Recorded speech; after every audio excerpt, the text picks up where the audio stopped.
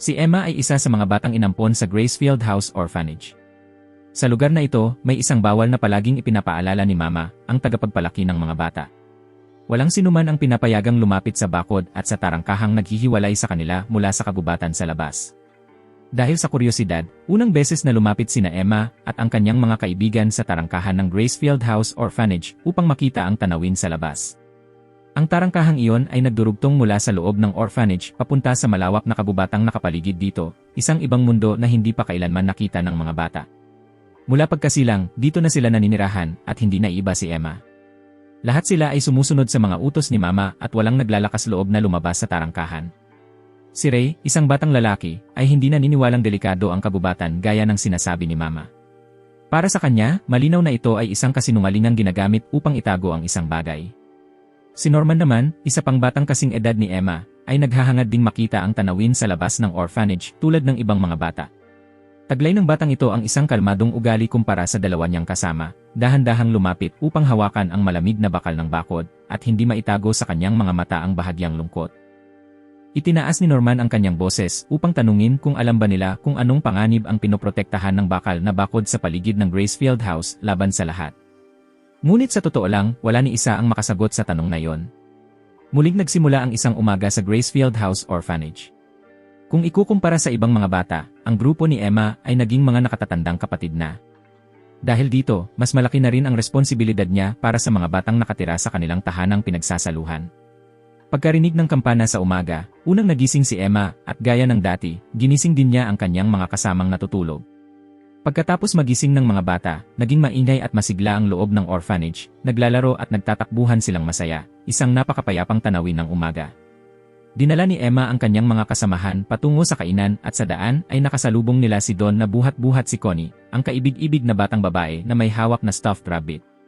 Ang batang babae na may malalaking bilog na mata at palaging nakangiting mukha ay labis na kaakit-akit habang binabati si Emma. Sa loob ng kainan, sina Ray at Norman ay nagtutulak ng malalaking tray ng pagkain, inaayos ang mga ito sa mesa bilang paghahanda sa almusal. Pagkakita sa kanila, masayang binati ni Emma ang dalawa habang nakikipagbiruan sa mga bata. Ang masigla at masayahing dalaga ay agad na nakakaakit ng maraming batang sumusunod sa kanya upang makipaglaro. Pinagmamasdan ni Norman ang pamilyar na tagpong iyon at napangiti, banayad na binibiro si Emma na sobrang likot niya kahit hindi pa kumakain ng almusal. Si Ray naman, na may kabaligtarang ugali kay Norman, ay nakaisip ng paraan upang asarin si Emma, sarkastikong tinanong kung 5 taong gulang pa rin ba siya.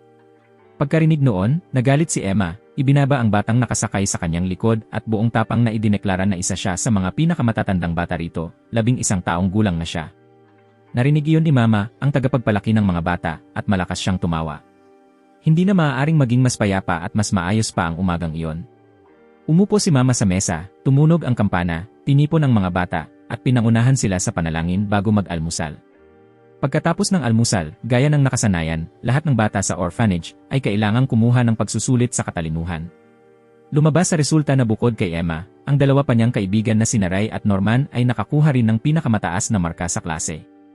Mainit na pinuri ni Mama ang tatlo dahil sa kanilang mahusay na pagganap at perpektong marka. Ang kanilang mga tagumpay ay nagdulot ng pagkainggit at bahagyang takot sa ibang mga bata.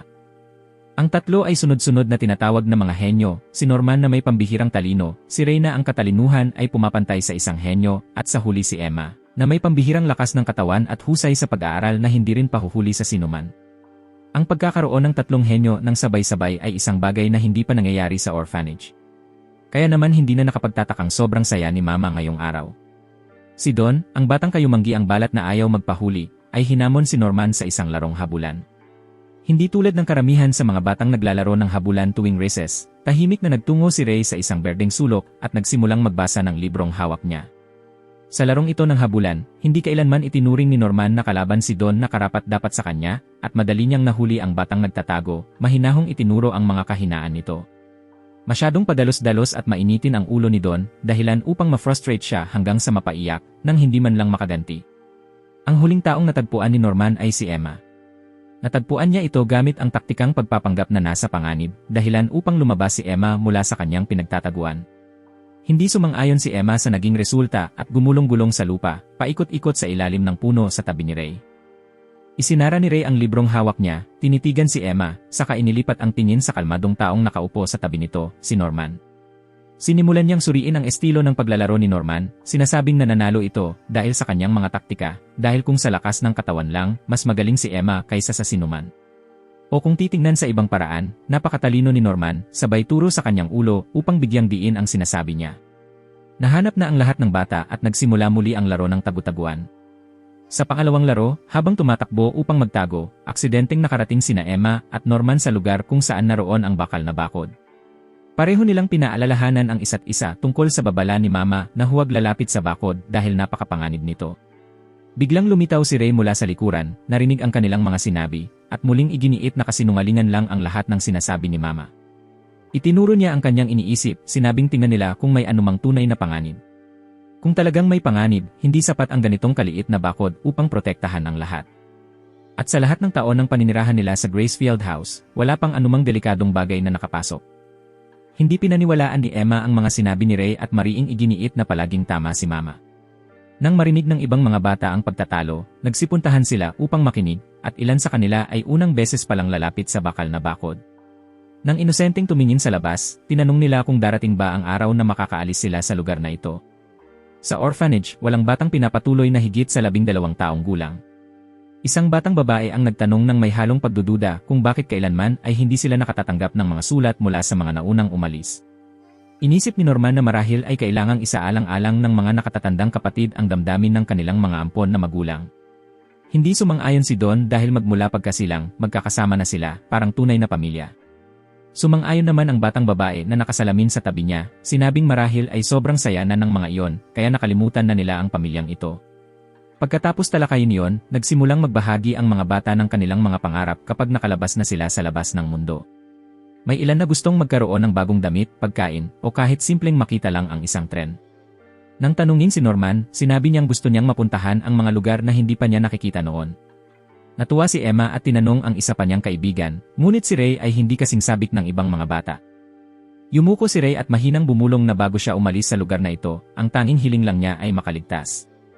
Sumingit si Connie sa pagitan nila at nangakong magsusulat siya ng mga liham para sa lahat dahil ngayong araw ang huling araw niya sa orphanage.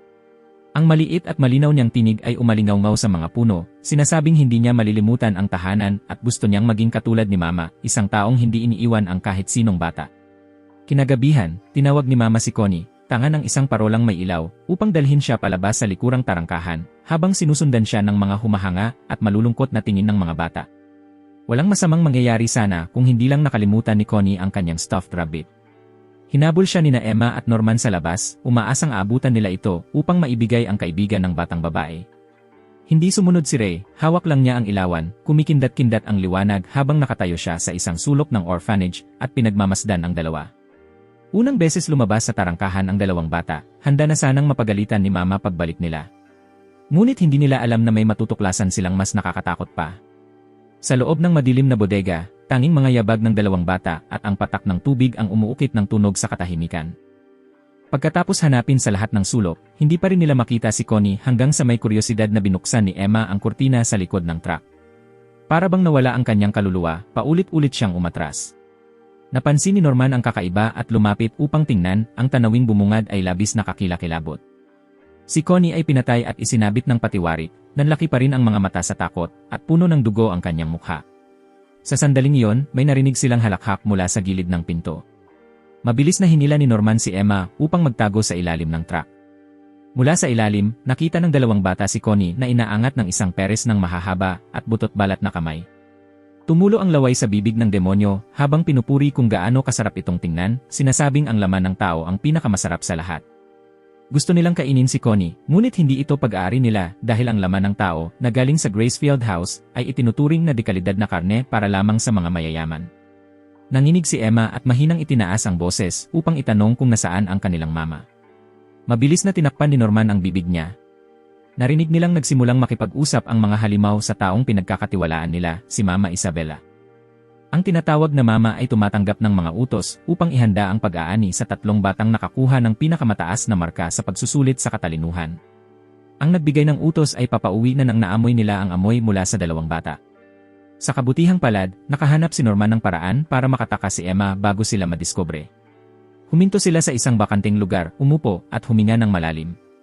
Hindi matanggap ni Emma ang katotohanan ito at paulit-ulit na sumisigaw na hindi iyon si Connie. Tumingala si Norman, pinipigilan ang mga luha na tumutulo at kinumpirma kay Emma na si Connie nga ang batang iyon. Nakatayo pa rin si Ray sa parehong pwesto nang sila'y bumalik. Nang makita sila, agad niyang tinanong kung ano ang nangyari. Pinipigil ni Norman ang boses at mahina niyang sinabi na hindi nila naabutan. Pagbalik sa silid, hindi pa rin mapigilan ni Emma ang pag-iyak. Halos hindi niya matanggap na pinalaki sila para lamang kainin. Lumamig si Norman at nagpasya na kailangan nilang umalis sa lugar na ito. Hinimok niya si Emma na huwag mag-alala. Dahil para sa tatlo sa kanila, posible ang pagtakas mula rito. Lalong umiyak si Emma, sinasabing kung gagawin nila yon, mamamatay ang lahat dito. Ayaw na niyang may mawala pang miyembro ng kanilang pamilya.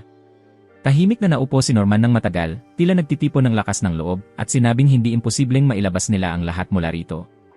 Umupo siya sa tabi ni Emma at muling tiniyak na magiging maayos ang lahat. Patuloy pa ring balisa si Emma, sinasabing imposibleng makatakas sila mula sa mga demonyo. Biglang naalala ni Emma ang mga taktika nila noong naglalaro ng tagu-taguan, at nanlaki ang kanyang mga mata habang tinitingnan ang kaibigan. Muli namang tiniyak ni Norman na maliligtas silang lahat. Sa kabilang panig ng tarangkahan, hindi pa nakakabalik si Isabela sa orphanage. Sa kanyang mga bisig ay tangan niya ang stuffed rabbit na naiwan ni Emma at Norman. Nakatago siya sa kadiliman, naghahanda para sa isang bagong plano. Kinabukasan, nagpatuloy ang mga gawain sa loob ng orphanage na parang walang nagbago. Nananatiling may ngiti si Mama habang inaalagaan ang bawat bata na para bang tunay niyang mga anak. Isang labis na pamilyar na tanawin, ngunit sa mga mata ni Emma ngayon, hindi na maitatago ang takot. Sa kabilang banda, si Norman ay muling nabawi ang kanyang kapanatagan matapos ang mahabang gabi. Masigla pa ring pinangunahan ni Norman ang ilang batang papunta sa kainan upang batiin ang lahat. Nang mapansin ang matigas na ekspresyon ni Emma, nag-alala siya at humanap ng pagkakataon upang paalalahanan itong kumilos ng normal. Dahil ang pagpunta nila sa tarangkahan kahapon at ang pagkakita sa mga bagay na hindi dapat makita ay kasalanan nila. Bukod pa rito, natagpuan na ni Isabela ang stuffed rabbit ni Connie, bagaman hindi pa niya alam kung sino ang nakaiwan nito. Hinimok ni Norman si Emma nang umiti upang hindi sila mahalata. Tiniyak niyang silang dalawa ay magtatagumpay. Hindi pa rin matanggap ni Emma ang lahat ng nangyayari. Paulit-ulit niyang binabanggit ang mga buhay ng mga bata sa orphanage, nabubuhay ng may masasarap na pagkain at malilinis na puting kasuotan. Ngunit pagkatapos noon, isa lamang itong paraan ng pag-aalaga ng mga mahalagang si paninda, na hinihintay lamang ang isang araw na mapili at dalhin upang katayin. Pinutol ni Norman ang sinasabi ni Emma, itinama niyang hindi ito basta-basta napipili ng random, dahil malinaw pa sa kanya ang pag-uusap ng mga demonyo at ni Mama. Hindi gaanong nasiyahan ang mga demonyo kay Connie dahil itinuring siya bilang karne na may katamtamang kalidad. Mula rito, inanalisa ni Norman na maaaring may kaugnayan ang edad ng mga bata sa kalidad ng karne. Kung tama ang pagkakaalala ni Norman, ang mga kapatid na inilipat na ay may edad na mula 6 hanggang 12 taon. Kung ang isang 6 na taong gulang na tulad ni Connie ay itinuturing na karaniwang kalidad, kung gayon ang pinakamagandang kalidad ay. Tinapos ni Emma ang kanyang pangungusap, 12 taon. Ngunit hindi pa rin niya lubos na nauunawaan ang tungkol sa mga marka ng mga bata sa pagsusulit sa katalinuhan. Hindi muna nag-isip si Emma bago tanungin si Norman kung ang mas mataas na marka ba ay nangangahulugang mas masarap na karne. Hindi nila kailanman nalaman ang kani-kanilang individual na marka, maliban na lamang kapag perpekto ang nakuha nila. Lalo na si Emma, hindi niya maunawaan kung bakit kailangang umasa sa mga marka. Pareho nilang pinag-isipan kung may kahulugan ba ang mga numerong iyon. Nanlaki ang mga mata ni Norman nang maisip ang kanyang hinuha. Ang iba't ibang aspeto na sinusuri sa mga pagsusulit ay may kaugnayan sa utak ng tao, na nangangahulugang ang utak ang pinakamasarap kainin. At hindi malayong mas masarap ang lasa kapag mas maunlad ang utak. Sinimulang buuin ni Norman ang takbo ng oras kung kailan kinukuha ang mga miyembro ng orphanage. Batay sa nakitang pattern, tinantya niyang ang susunod na pag-aani ay magaganap makalipas ang 2 buwan sa pinakamabilis. Hanggang sa oras na yon, kailangan nilang magplano kung paano matutulungan ang lahat upang makatakas. Gumamit siya ng tuyong sanga upang iguhit ang isang mapa ng Gracefield House sa lupa, saka umupo upang magplano. Kung gagawa sila ng simpleng mapa ng lugar na ito, ang bahay ay nasa gitna, napapalibutan ng bakal na bakod, na may isang tarangkahan lamang na nag-ugnay sa labas. Pabulong na nagtataka si Norman kung dapat ba silang makatakas sa pamamagitan ng kagubatan sa paligid ng bakal na bakod o sa pamamagitan ng tarangkahan. Ayon kay Emma, maaari nilang piliin ang kagubatan dahil palaging nakasara ang tarangkahan at nagbubukas lamang kapag naglilipat ng mga paninda at bukod pa rito ay may mga demonyo roon. Sunod ang isyu ng oras, ngunit nang banggitin ang opsyon na gabi, tumutol si Emma. Matatag niyang sinasabi na hindi nila maaaring ilipat ang lahat sa gabi. Tiyak na may isang isasakripisyong tao. Kapag natukoy na ang oras at lugar, sinundan ng dalawa ang bakod hanggang sa gilid ng kagubatan. Ang pinakamalaking hadlang ay lumitaw sa kanilang harapan. Isang mataas at malapad na pader na walang anumang sulok, imposible para sa isang normal na tao na akyatin. Magpapalakas loob ang dalawa sa isa't isa na kaya nila ito. Maliban kay Mama, walang ibang mga demonyo. Sa pagtatapos ng isang araw ng paglalaro, nagkataon na dalawang bata ang nawawala. Manatiling kalmado si Isabela, nakangiti na parang isang ina. Kinuha niya ang isang kumpas, at madali niyang natukoy ang kinaroroonan ng dalawang batang nawala. Nagtipon ang mga bata sa paligid ni Isabela, masayang nagtatawanan sa pagdiriwang, habang tanging sina Norman at Emma lamang ang lalong tumahimik nang makita nila ang gamit ng kumpas. Tiniyak ni Norman na sinadya ni Mama na gamitin ang locator na ito upang ipakita sa kanilang dalawa, malinaw na gustong magpahiwatig na walang sinumang makakatakas. Isang malakas na kulog ang kumislap na nagbigay liwanag sa mukha ni Ray na nagmamasid sa lahat ng nagaganap mula sa isang tabong sulok ng ampunan. Naghintay sila hanggang sa gabi, nang ang ampunan ay bahagyang maliwanag lamang dahil sa maliliit na ilaw, at ipinagpatuloy ng dalawa ang kanilang plano, na ang unang hakbang ay hanapin ang lubid. Matapos ang maikling pag-isip, napagpasyahan ni Norman na kahit may locator si Mama, hindi niya palaging natutukoy ang kanilang kinaroroonan. Dahil kung kaya niya, malalaman sana niyang sila ang mga taong lumitaw sa tarangkahan noong gabing iyon at tiyak na magbibigay siya ng babala. Nilapitan si Norman ng isang batang lalaki na humihingi ng tulong, kaya pansamantala siyang umalis. Eksaktong sa sandaling iyon, dumating si Mama at nakita si Emma na nakatayo sa harap ng masakit na tanawin habang nakatingin sa mga bata. Maingat na tinanong ni Isabela kung bakit namumutla si Emma. Tinitigan niya ito sa mga mata at kinumpirma na hindi rin masyadong masigla si Emma kaninang umaga. Itinago ni Emma ang kanyang takot, ngumiti ng malapad upang ipakita kay Mama na nagsisisi siya dahil malapit na siyang umalis sa bahay. Yumakap siya ng mahigpit kay Mama, ipinapahayag ang kanyang pagmamahal gaya ng maraming beses na niyang ginawa noon. Biglang lumitaw si Ray, tinutunog ang kampana upang ipahayag na handa na ang mga paghahanda para sa gabi. Sina Emma at Norman, na nagtatago sa likod ng hagdan, ay sabay na napabuntong hininga sa ginhawa ng hindi sinasadya, sabay sinamantala ang pagkakataon. Mabilis na tumakbo si Norman upang hilahin si Emma palayo, ngunit biglang nagtanong si Mama kung pumunta ba silang dalawa sa tarangkahan kagabi. Tumingin sa kanya si Norman na may halong pagkalito at sumagot ng hindi, sinabing nasa ampunan pa rin siya at naglalaro ng taguan. Pagkaalis ng lahat, muling lumabas si Ray mula sa dilim upang pagmasdan sila. Sa unang gabi ng pagpapatupad ng plano, nakahanap ang dalawa ng mga mantel sa halip na lubid. Kinabukasan, pumunta sila malapit sa pader upang maghanap ng lugar na pagtataguan ng mga iyon. Sa puntong iyon, nagsimula silang pag-isipan kung ipapaalam na ba nila kay Ray ang lahat ng nangyayari. Ang bentahe ay hindi magpapanik si Ray. Magaling din siya sa mga makina at may malawak na kaalaman, kaya tiyak na mapagkakatiwalaan siya. Habang nag-iisip pa si Emma, tinanggap ni Norman ang misyon na ipaalam kay Ray. Matagal na siyang naghihintay na lumitaw ang pahayag na ito. Lumabas siya mula sa katabing palumpong. Muli niyang narinig ang dalawa na ikinukwento ang mga pangyayari sa Gracefield House. Nang marinig ang plano na ilabas lahat ng sabay, hindi pumayag si Ray, sinasabing imposible ito. Hindi man lang isinasaalang-alang ang dami. Ang mga aparatong taga-subaybay na nakakabit sa kanila ay napakahirap ng harapin. Seryoso niyang sinabi kay Emma na hindi maipapatupad ang kanyang malaking plano dahil hindi sapat na makalabas lang mula rito. Wala sa tatlo ang nakakaalam kung ano ang nasa kabila ng tarangkahan na yon. May napakataas na posibilidad na ang labas na mundo ay pag-aari ng mga demonyo at hindi lugar na matitirhan ng mga tao. Ang pagkuha sa lahat ay mangangahulugang kamatayan. Ang pagpapaiwan sa kanila sa ampunan ang pinakamainam na pagpipilian para sa kaligtasan. Nang akala ni Ray na napaniwala na niya si Emma, mariin itong sinabi na hindi, ilalabas pa rin niya ang lahat. Ayaw niyang mamatay ang lahat at ayaw niyang may maiiwan. Galit na sinabi ni Ray kay Norman na gawin ang isang bagay tungkol sa malaking tanga na ito. Kung hindi, mamamatay din silang dalawa. Habang sinasabi ito, parang may napagtanto si Ray at tumingin ng diretsyo kay Norman, tinanong kung alam na niya ang mga bagay na ito noon pa man. Bumaba ang ulo ni Norman at bumulong na umiyak si Emma. Umiiyak din siya, ngunit dahil naisip niya ang kanyang sariling kamatayan, habang si Emma ay umiiyak dahil nag-aalala para sa kanilang magkakapamilyang iyon. Pinatutunayan ni Norman sa kanyang inosenteng mukha na talagang gusto niya si Emma at dahil gusto niya ito, nais niyang palaging ngumiti si Emma. Wala nang magawa si Ray kundi murahin siya at sabihing baliw siya. Maaaring magdulot din ang desisyong ito ng kamatayan para kay Emma. Hindi pumapayag si Norman dahil poprotektahan niya si Emma ng buong buhay niya. Umiti siyang parang tanga at tinanong si Ray kung hindi nila siya iiwan, di ba? Sandaling nanatiling seryoso ang mukha ni Ray, saka ngumiti at sabihing mga unggoy silang tatlo. Nagkaroon ng malaking problema ang kanilang plano nang dumating ang isa pang sister, si Kron, upang tumulong kay Mama sa pag-aalaga ng mga bata. Ang silid ni Sister Kron ay inayos sa gitna ng mga silid nina Emma, Norman, at Ray.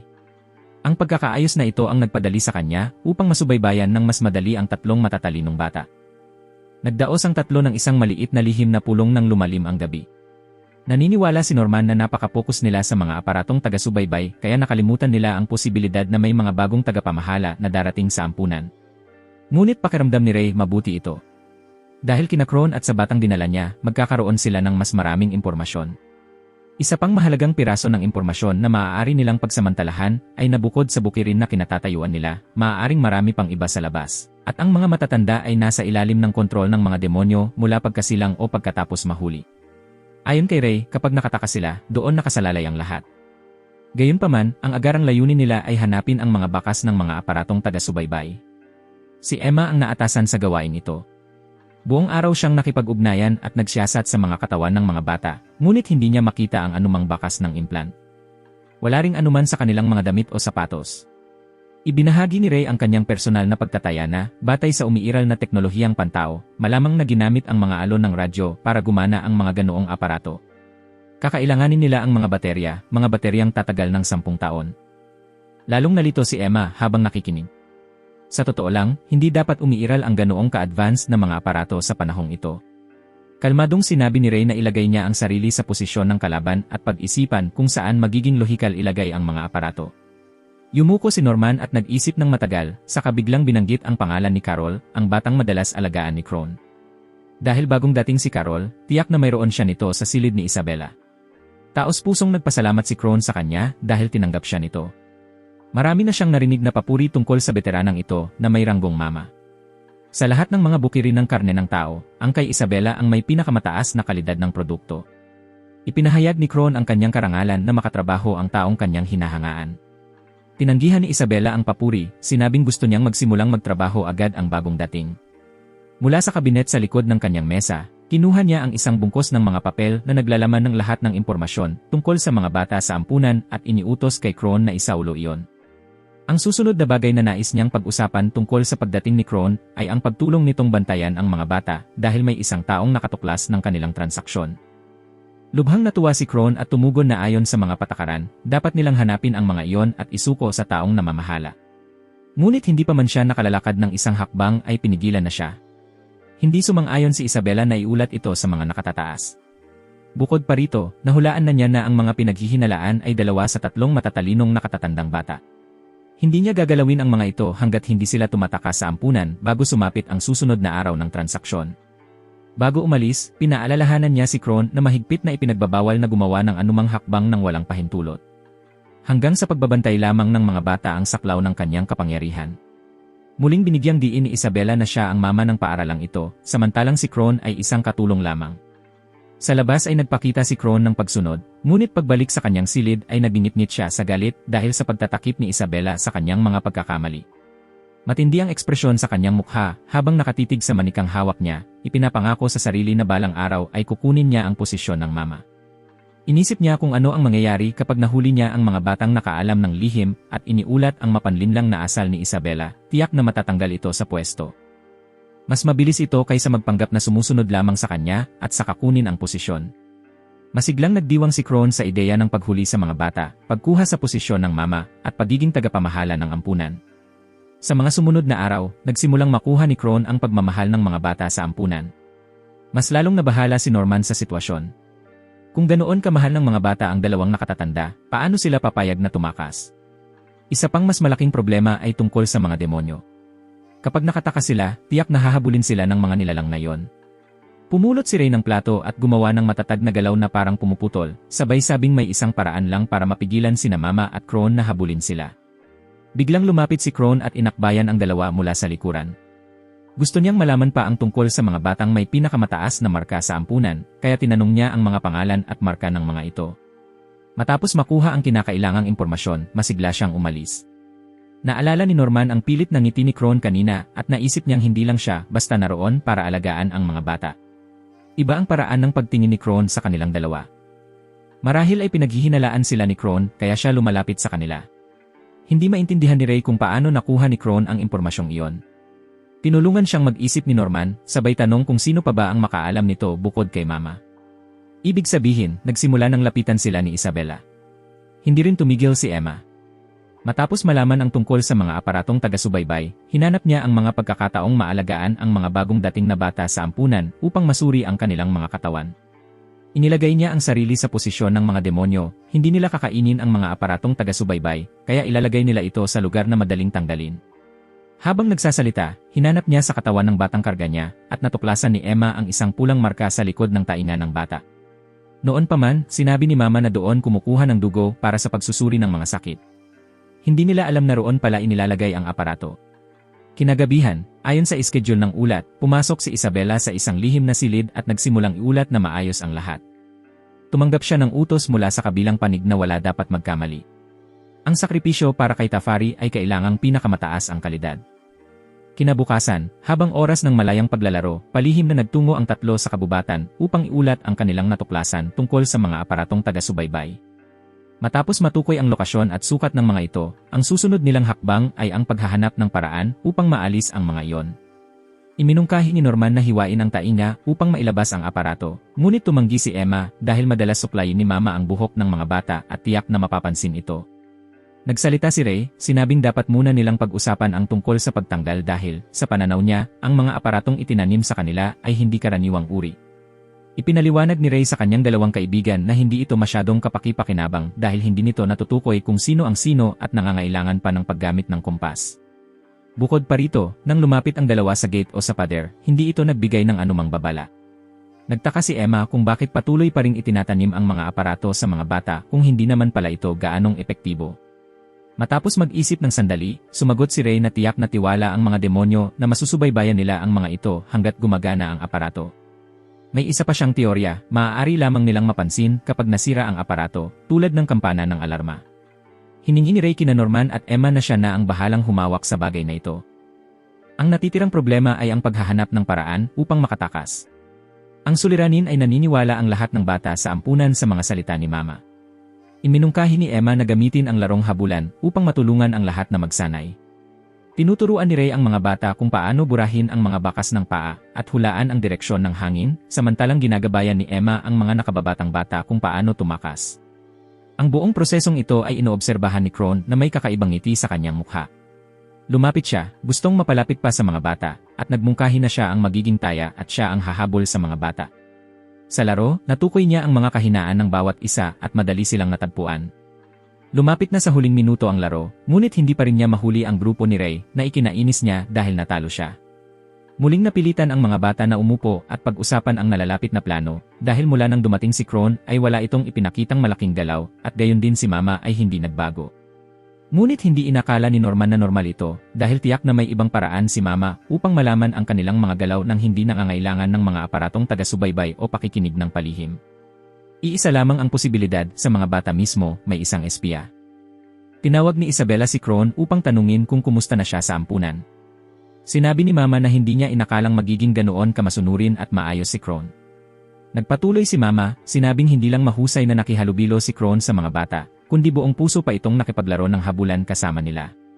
Sa narinig niyang iyon, nabalot ng malamig na pawis ang mukha ni Kron, at hindi siya naglakas loob na kumurap habang nakatingin sa babae sa kanyang harapan. Gusto ni Isabela ipaalam kay Kron na siya ay isang uri ng seguro, isang seguro na tinawag niya upang matiyak na mapoprotektahan ang mga paninda. Kaya't paalala ni Isabela, hindi niya kailangang alalahanin kung aling bata ang nakakaalam ng lihim. Hindi rin nag-atubiling ilantad ni Isabela ang mga iniisip ni Kron tungkol sa paggamit sa kanya bilang sandata. Tumayo si Isabela sa harap ni Kron at inulit na isa siyang matalinong tao na dapat alam kung ano ang dapat at hindi dapat gawin. Pinigilan ni Kron ang kanyang damdamin hanggang sa makabalik siya sa kanyang silid, dinampot ang manikang nasa kama, pinunit ito sa kalahati, at paulit-ulit na minura ang matandang kinapupuotan, sinasabing hintayin na lang siya nito. Naisip ni Norman ang isang paraan para paglaruin ng mga bata ang habulan sa mga grupo, na parang totoong pagtakas. Naisip din ni Norman na sabihin ang lahat kina Don at Gilda. Ipapaliwanag nila ang sitwasyon at hahayaan ang dalawa na mamuno ng isang grupo. Nag-alala si Ray at nagtanong, paano kung maglabas ng impormasyon kay Mama ang dalawa? Sumagot si Norman na ayos lang iyon. Hahanapin niya ang tagapag-ulat at kakausapin ito, aayusin niyang maayos ang lahat. Ang mga pinuno ng grupo ay sina Emma, Don, Norman, at Gilda. Ang paghahati ng mga bata sa mga grupo para sa pagsasanay ng pagtakas ay nagkaroon ng mas magandang resulta kaysa inaasahan. Biglang tinanong ni Norman si Ray tungkol sa progreso sa pagtanggal ng mga aparato at kung gaano pa katagal bago matapos. Nang marinig niya ang sagot na 10 araw, agad nagpasya si Norman na isasagawa nila ang plano pagkalipas ng 10 araw. Parehong nagulat sina Emma at Ray at napatingin kay Norman dahil masyadong maaga ang 10 araw kumpara sa petsa ng pagpapadala na kanilang tinantiyan noon. Inisip din ni Ray na hindi maganda ang desisyong iyon. Ang susunod na schedule ng pagpapadala ay makalipas pa ang 2 buwan. Mayroon pa silang higit sa 1 buwan upang maghanda ng maayos, hindi sa apurang 10 araw. Hindi nagulat si Norman sa pagtutol ng kanyang mga kasama at nagsalita. Sinabi ni Norman na gaya ng sinabi ni Ray, gusto ni Mama na ganoon nga ang isipin nila. Kaya para malinlang siya, kailangan nilang tapusin ang plano sa lalong madaling panahon. Kahit ano ang mangyari, kailangan nilang matapos basagin ang mga aparato sa loob ng susunod na 10 araw at umalis sa lugar na ito bago dumating ang taglamig. Kinagabihan, habang natutulog ang mga bata, inimbitahan nina Norman, Emma, at Ray sina Don at Gilda sa silid aklatan upang pag-usapan ang tungkol sa pagkamatay ni Connie at ang ibang mga kapatid na ibinebenta sa masasamang tao. Natawa ng malakas si Don, sinasabing imposible yon. Hindi siya naniwala at inisip na biro lang iyon ng kanyang mga kaibigan. Si Norman, na seryoso ang mukha, ay nagsabi sa kanya na pag-isipan ang pader, ang tarangkahan, at ang mga liham na hindi kailanman natanggap. Nang makita ang seryosong mga mukha ng lahat, tumigil si Don sa pagtawa at nagtanong kung nagbibiro ba sila.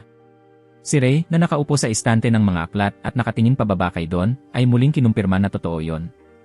Si Emma, na may luha sa mga mata, ay nagsabing masama si Mama at ibinebenta ang mga bata. Nang marinig ni Don na may nagsasalita ng masama tungkol kay Mama, nagalit siya, itinulak si Emma sa pader, at pinilit siyang bawiin ang kanyang sinabi.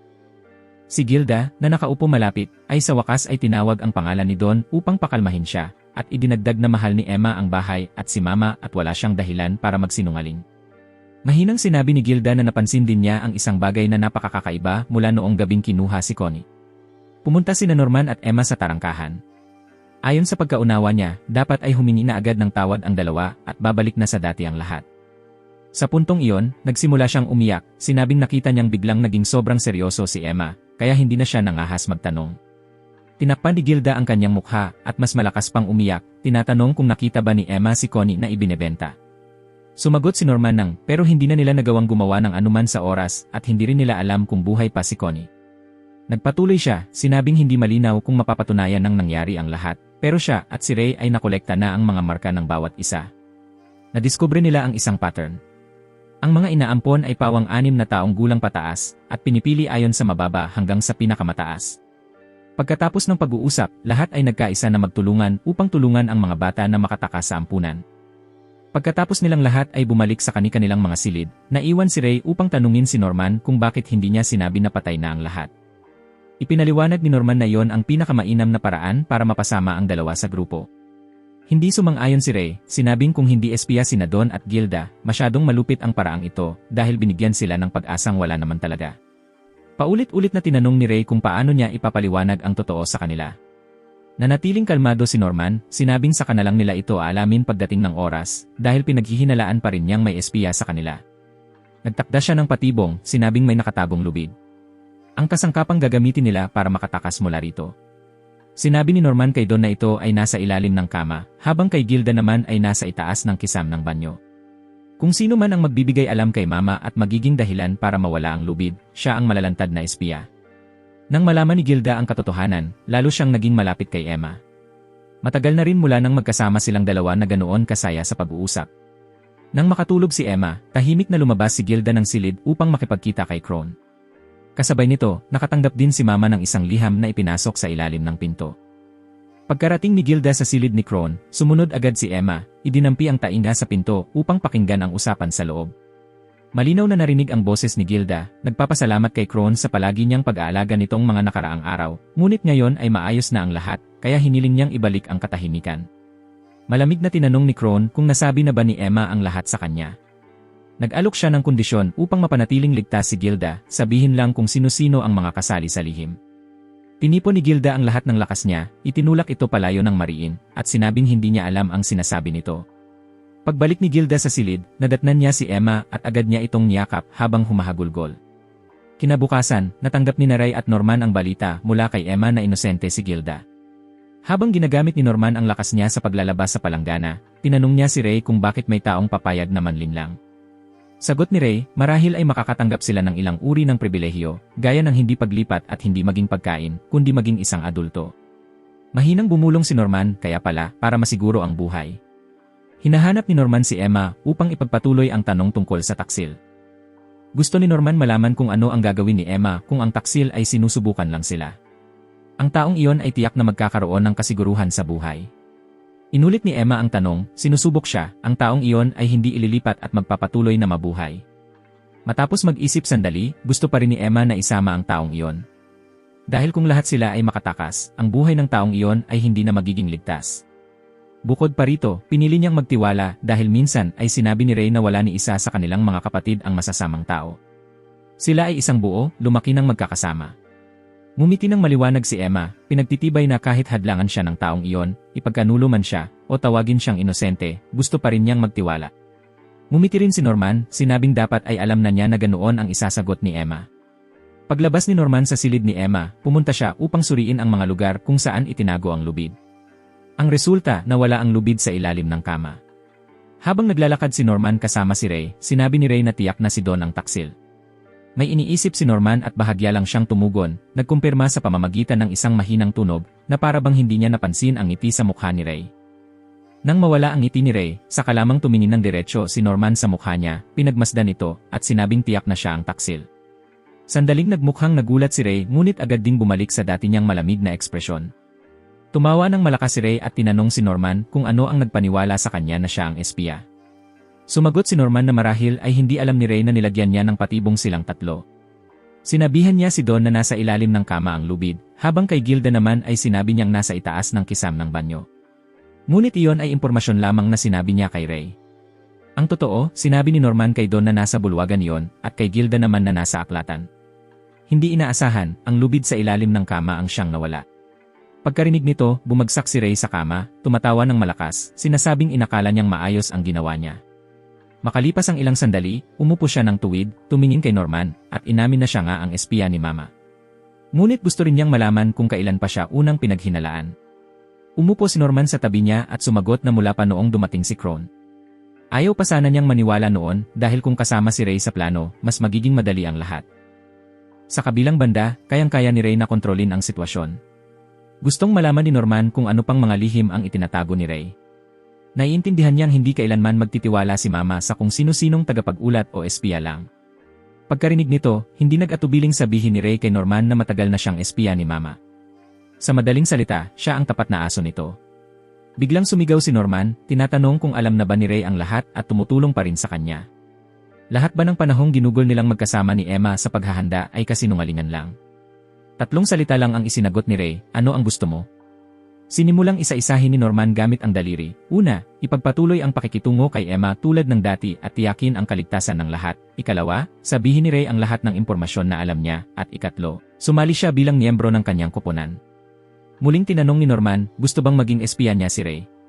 Tumingin si Ray kay Norman na tila naguguluhan, tinanong niya kung hindi ba mas madali sanang magpanggap na walang alam na espiya siya at ipagpatuloy na gamitin siya sa gusto ni Norman. Bakit pa kailangang mag-abala sa paggawa ng patibong para lang mahuli siya at pagkatapos ay sabihin gusto niyang makipagtulungan? Ngumiti si Norman ng may kasiyahan at sumagot na dahil pamilya sila. Alam niyang sinadya ni Ray ang lahat upang ipakita sa kanya at kay Emma kung ano talaga ang nangyari kay Connie sa labas ng gate. Kung tunay na tagapag-ulat ni Mama si Ray, hindi niya sana tinulungan ang dalawa na malaman ang katotohanan. Ipinahayag ni Norman na ang totoo, si Ray ang kumokontrol sa kanila mula sa pagsubaybay ng mga aparato, sa oras ng pagtakas, hanggang sa biglaang pagbilis ng kanilang plano. Sa paglingon sa lahat ng nangyari, si Ray na ay espiya ni Mama. Hindi itinanggi ni Ray ang mga hinuha ni Norman. Tunay ngang ipinagbili niya ang sarili kay Mama kapalit ng plano sa pagtakas. Ang pinakamabisang paraan para makakuha ng impormasyon ay ang tumayo sa panig ng kalaban. Sa kanyang pagmamasid, napagtanto ni Ray na higit na pinahahalagahan ni Mama ang benepisyo kaysa mga patakaran. Sa madaling sabi, 2 lang ang hiling niya. Una, kung makikipagtulungan siya, hindi agad siya ililipat. Ikalawa, bilang gantimpala sa mga nagawang resulta, ilang pirasong bakal na wala sa bahay. At sa huli, pumayag si Mama at nagdala ng maraming bagay hanggat hindi ito delikado. Tungkol naman sa aparatong sumusubaybay, matapos ang maraming taon ng eksperimento, natuklasan ni Ray ang paraan para sirain ito.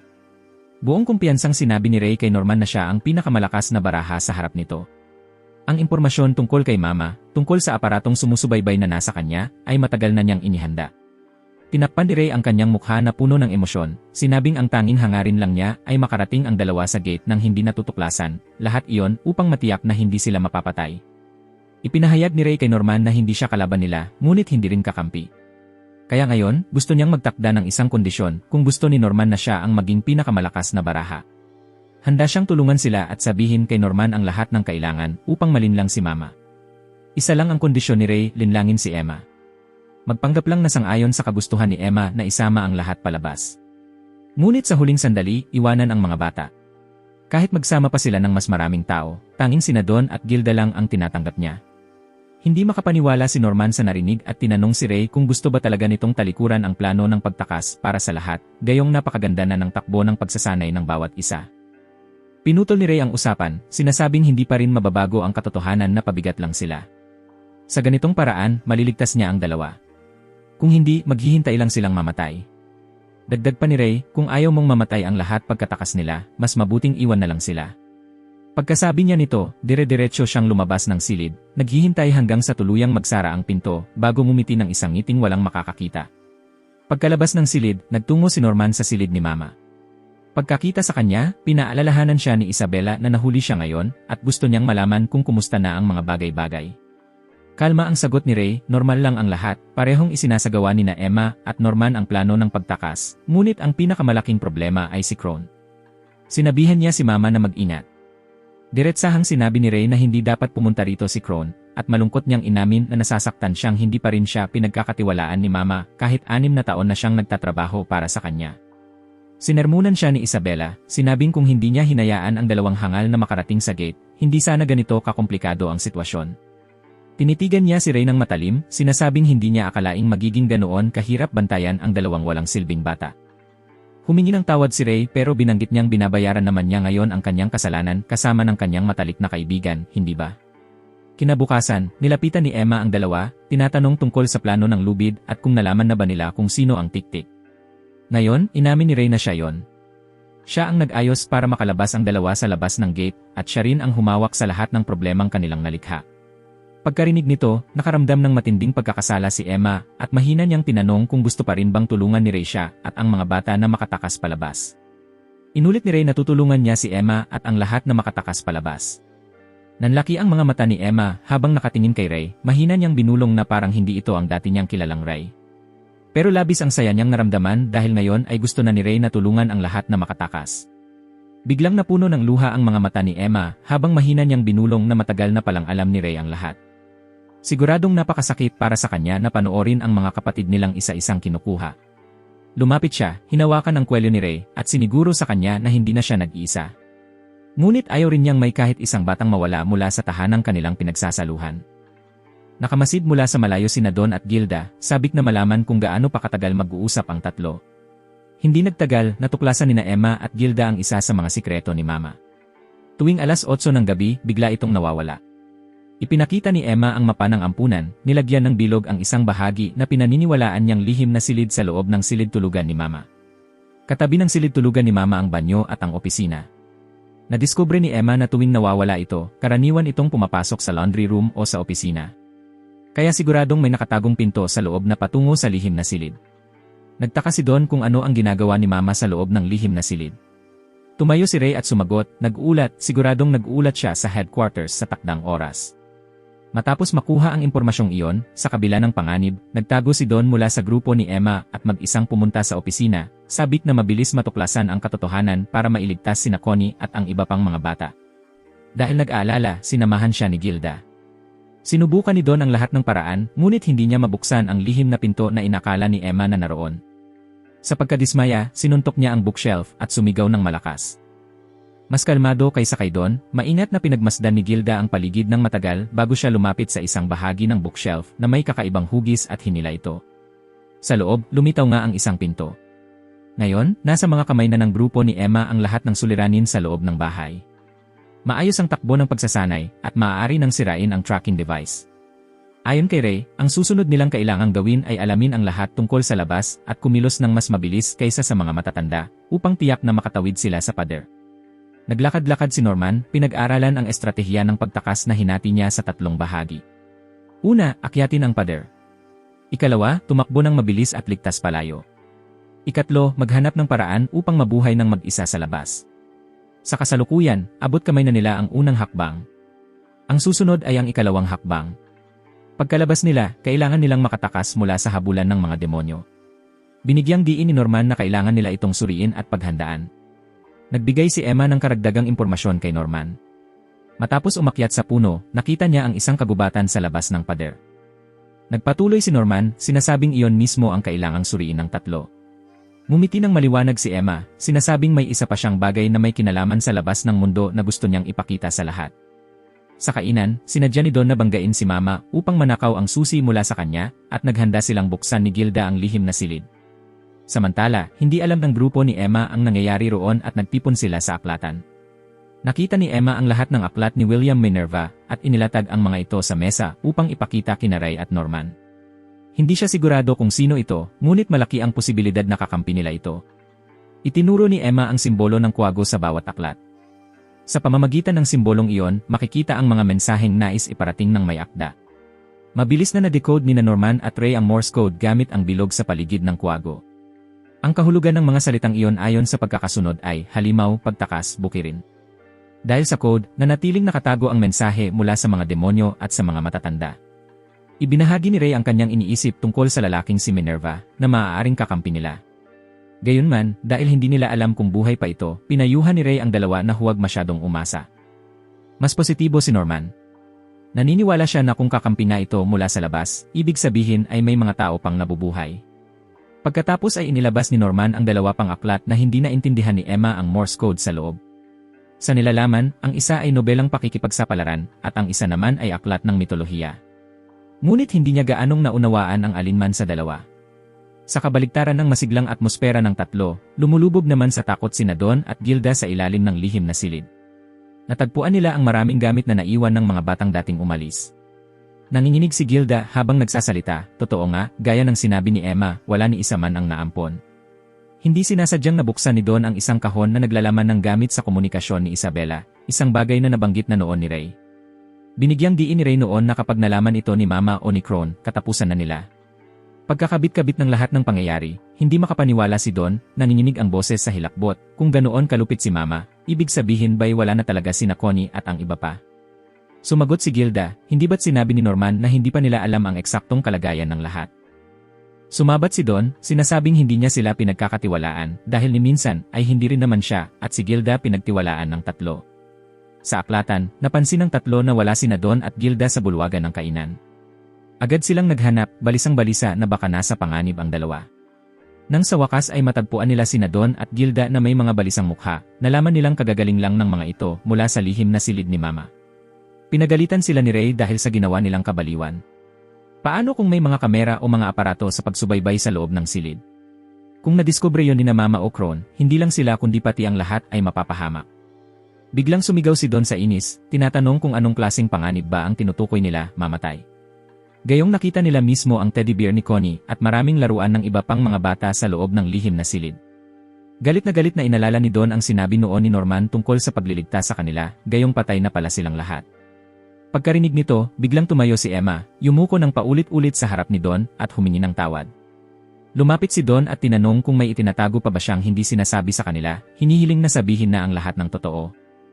Pagkarinig ni Don at Gilda ng katotohanan tungkol sa bukirin at sa mga demonyo, lubos silang natakot. Biglang sumugod si Don, sinuntok sina Norman at Ray, sabay tanong kung pabigat ba talaga siya. Tinanong niya kung iniisip ba nilang mahina at walang silbi siya, kaya kailangan pang protektahan. Noong una raw niyang marinig ang hiling ng 3 na tumulong, iba ang nasa isip niya dahil alam niyang may kakayahan din naman siya. Aminado siyang hindi siya kasing talino ng mga ito, pero pamilya sila, magkakapatid sila. Taos-pusong sinabi ni Don na ang pinakamasakit ay hindi siya pinagkatiwalaan. Nang gabing iyon, habang silang 2 na lang ni Gilda ang natira, sinabi ni Don na hindi siya galit dahil inakalang mahina siya. Galit siya sa sarili dahil sa kawalan niya ng magawa, dahil sa sarili niyang kahinaan, wala siyang nagawa para kay Connie at sa iba pa. Nasasaktan si Don dahil ang sarili niyang kawalan ng magawa ang mismong dahilan kung bakit siya naging mahina. Narinig ni Emma ang iyakan, kaya kinuha niya ang isang lampara mula sa loob ng ampunan, lumabas, tumayo sa harap ng dalawa, at humingi ng tawad. Aminado siyang siya ang may kasalanan dahil tinanggap niyang kamuhian pero hindi nagtiwala ng sapat kina Don at Gilda. Sumunod si Norman, yumuko rin at humingi ng tawad, inaaming mali rin ang naging desisyon niya. Ang ilaw mula sa lampara ni Emma ay tumama sa mukha ni Ray at mahina niyang sinabi na kahit mangyari pa ang pinakamasama, siya ang bahalang humarap dito. Humingi rin ng tawad si Ray para sa lahat ng kaguluhang siya ang naging dahilan. Ngayon ay alam na nina Don at Gilda ang buong katotohanan. Muling tinanong ni Emma sila, kahit pa ang mundo sa labas ay maaaring pag-aari ng mga demonyo, gusto pa rin ba nilang tumakas kasama nila? Isang linggo na lang ang natitira bago ang araw ng pagtakas, at maayos pa ang lahat ng plano hanggang ngayon. Ang natitira na lang ay ang paraan para makatakas. Kinabukasan, ayon sa utos ni Norman, nakakita sina Don at Gilda ng pampaputi at pangpatay damo at dinala yon. Ang dalawang bagay na yon ang tutulong sa kanila para makahanap ng paraan na makatawid sa pader. Tungkol naman sa tracking device, para hindi mapansin ni na Mama at Crone, nakaisip si Norman ng paraan para ilihis ang kanilang atensyon at gumawa ng mga sitwasyong hindi nila mapapansin ang kompas. Si Ray ang lumapit kay Mama at nagbigay ng maling impormasyon na galing kay Norman. Sa loob ng opisina ni Isabela, nililinis nito ang sugat sa mukha ni Ray. Sinamantala ni Ray ang pagkakataon para ipaalam sa kanya na sinusubukan ni Norman na hanapan ng paraan kung paano siya mapapatay. Sumagot si Isabela na kung gusto niyang makatakas kasama ang lahat, hindi maiiwasan ang ganitong pag-isip.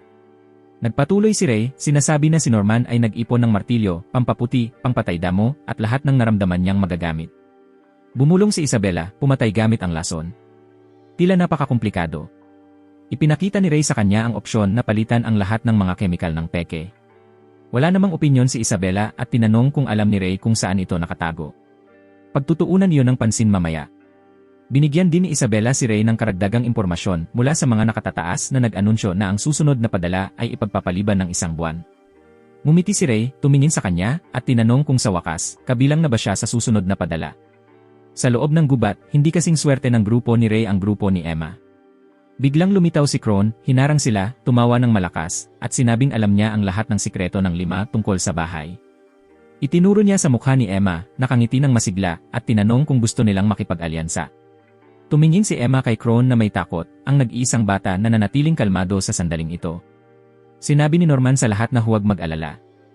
Gumamit siya ng magiliw na ekspresyon at sinabi kay Crone na susundin nila siya. Lubos na nasiyahan si Crone, sinabing ito ang tamang desisyon. Para sa parehong panig na makamit ang kanilang layunin, kailangan nilang makipagtulungan. Malinaw na ipinahayag ni Crone ang mga layunin ng parehong panig, nais nilang makatakas. Habang siya naman ay nais maging mama ng bahay na ito, binigyang diin niya muli na gusto niyang paalisin si Isabela at kunin ang posisyon ng mama. Biglang binuksan ni Crone ang kanyang damit, ipinakita ang isang serye ng numero sa kanyang lieg na katulad ng sa mga bata, at sinabi sa kanila na nais din niyang makatakas sa sitwasyong ito. Ikinwento ni Crone ang tungkol sa sistema ng pamamahala sa lugar na ito na may kakaibang kondisyon para sa mga kwalipikadong batang babae na nakaligtas hanggang edad na 12. Magkakaroon sila ng 2 landas na pipiliin, alinman ay magpatuloy sa kamatayan o maging mama. Ang tiyak na kondisyon ay makamit ang isang tiyak na score at irekomenda ng mama. Pinayuhan ni Crone na huwag piliin ang landas na ito dahil hindi na sila makakalabas ng lugar na ito muli. Minsang muli, ipinakita ni Crone sa kanila ang malaking, maayos na tahi sa kanyang dibdib, kung saan nakabaon ang isang implant chip. Kung sinubukang tumakas mula sa farm ang sinumang may implant na ito, magdadaloy ang kuryente at titigil ang kanilang puso. Kasabay nito, kung titigil ang puso sa anumang ibang dahilan, agad itong magpapadala ng signal sa mga nakatataas. Direktang tinanong ni Norman kung ibig sabihin nito ay hindi nila maaaring patayin ng direkta ang mga adulto. Hindi sumagot si Crone, ngunit nagpatuloy sa pagsabi na maaari lamang siyang mabuhay sa farm, kaya nais niyang mabuhay ng buong buo bilang isang mama. Kahit papeke, buhay pa rin yon, at sa landas ng pagtamo ng layuning ito, si Isabela ang hadlang. Ngunit kung ang kanilang grupo ng 5 ay matagumpay na makakatakas, siya ang magdadala ng responsibilidad, kaya hindi niya sila pipigilan sa pagtakas. Agad itong iniulat ng lahat kay Ray. Nang wala si Crone, ibinahagi ni Norman ang kanyang naiisip. Kung totoong nais ni Crone na tulungan silang makatakas, kailangan lamang niyang manahimik at suportahan sila sa tamang panahon. Ipinakita niya ang kanyang kamay dahil nais niyang pagkatiwalaan sila at makakuha ng ebidensya ng pag-aalsa. Sa ibang salita, kailangan ni Crone ng ebidensya para pagkatiwalaan siya ng mga nakatataas. Sa makatuwid, sila ay tiyak na mapahihirapan kung mahahanap niya ang device upang sirain ang tracking device. Isang konkretong ebidensya na hindi nila maaaring tanggihan. Tumugon si Ray na huwag mag-alala, hindi niya ito isisiwalat at hindi pa ito tapos. Nagtanong ng may pagkabalisa si Gilda kay Emma kung talagang pumunta siya sa silid ni Kron upang makipag-usap. Hindi rin maintindihan ni Don kung bakit kailangan nilang makipagtulungan kay Kron. Ipinaliwanag ni Norman na kung magagamit nila siya, makakakuha sila ng mas maraming impormasyon. Habang tinatanggal ang sinumang haharang sa kanilang daan, tumayo si Emma at hinikayat ang lahat na magiging maayos ang lahat. Kailangan nilang samantalahin ang pagkakataon. Bago umalis, may isang bagay si Emma na hihilingin kay Don at Gilda na gawin. Tulad ng ipinangako, pinayagan ni Kron si Norman na magtanong ng anumang nais nilang malaman, kabilang ang tungkol sa farm o sa headquarters. Umabot si Emma at nais niyang malinaw na makita ang aparatong sumusubaybay. Dinala niya ang kumpas bago ang tubo. Simple lamang ito, ipinapakita ang mga posisyon, ngunit hindi tinutukoy kung sino ang sino. Tinanong ni Emma si Kron kung alam niya ang lokasyon o kung paano sirain ang aparatong sumusubaybay. Nagulat silang pareho nang madaling ipinakita ni Kron na ito ay nasa likod ng kaliwang tainga. Hindi niya alam kung paano ito sirain, ngunit kapag naabala ito, agad na maaabisuhan ang headquarters. Kaya ang nag-iisang opsyon ay putulin ang tainga. Tahimik niyang kinwenta na ang infirmary ay may sapat na kagamitan at gamot para sa 5 nilang tao at ibibigay niya ang susi. Sa pag-uusap na ito, sinabi rin ni Kron sa kanila na ang pagkain ng mga bata ay mula sa mga nakatataas. May mga tao mula sa labas na nagdadala ng damit at mga pangangailangan, nakita niya sila minsan. Ang seguridad ng bahay na ito ay hindi kasing matibay ng kanilang inakala dahil umaasa ang mga tao sa mga tracking device, kaya kakaunti lamang ang mga gwardiya. Nang matapos ang 2 bata sa kanilang pagtatanong at handa nang umalis, tumawa ng malakas si Kron, sinasabing talagang alam nila ang tungkol sa mga tracking device at kung paano ito sirain. Nagpatuloy siya, sinasabi na maraming impormasyong na ibubunyag ng tao kahit na nakatayo lamang sila. Mula sa kilos, pakikipag-ugnayan, pawis, galaw, pulso. Lahat ay nagpapahiwatig kung ano ang iniisip nila.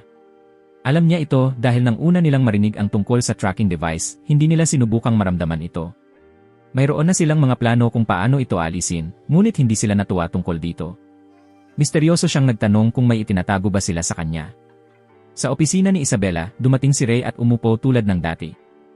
Ngayong araw, nakatanggap siya ng kamera bilang gantimpala at sinamantala ang pagkakataon upang kunan si Isabela ng larawan.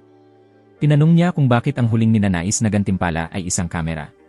Sumagot si Ray na nakita lang niya ang mga kamera sa mga libro at gusto niyang hawakan ang isa mismo. Pagkatapos niyang umalis, lumapit si Isabela sa mesa kung saan kinuha ni Ray ang larawan at tiningnan ang sarili niya rito. Pagkatapos, nagpunta siya upang markahan ang kalendaryo sa pader, tinatapos ang araw, at bumulong ng isang bagay habang hawak ang kamera. Kinuha ni Ray ang larawan ng lahat sa paligid ng bahay at ng mga batang naglalaro.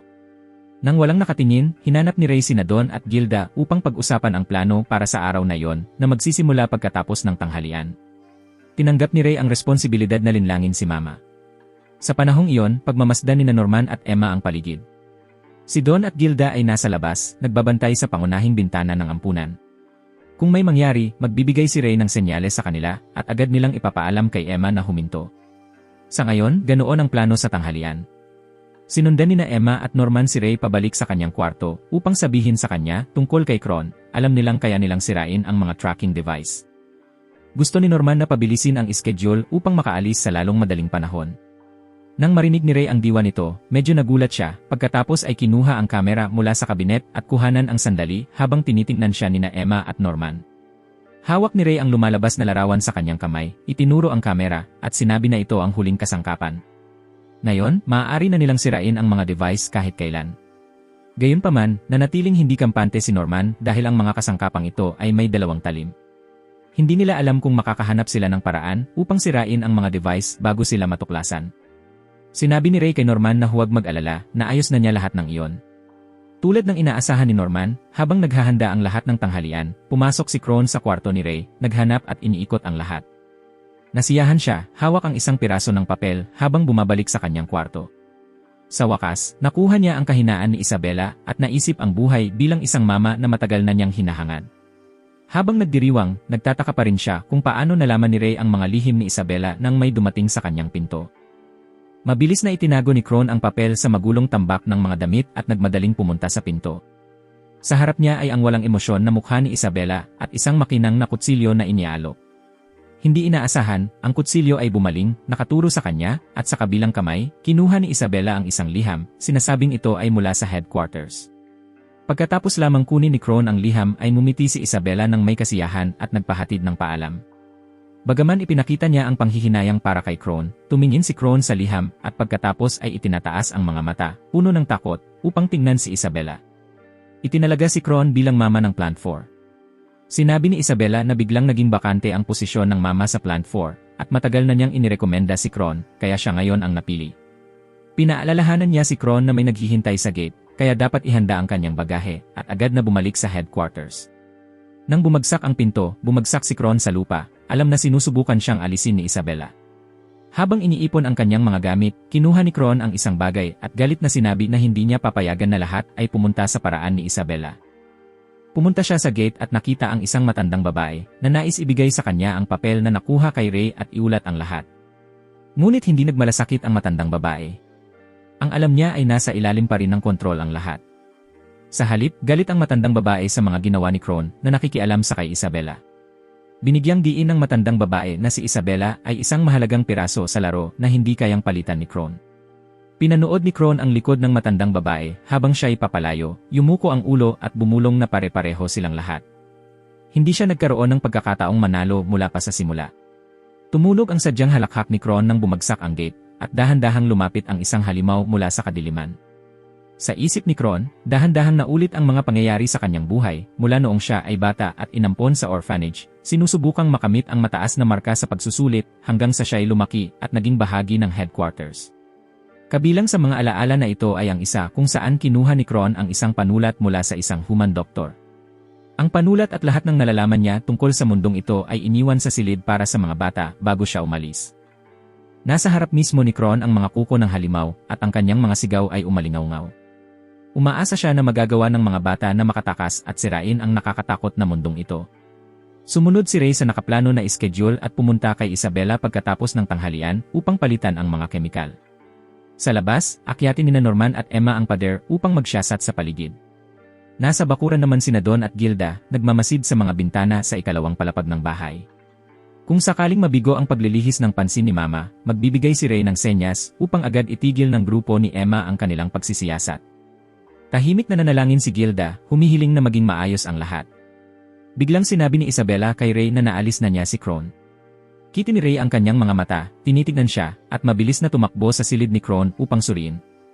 Sumunod si Isabela sa likuran, pumasok at mahinang sinabi na hindi na niya kailangan si Kron, kaya inalis na niya parehong si Kron at ang kanyang anak. Ipinahayag ni Mama na dito nagtatapos ang kanilang kasunduan.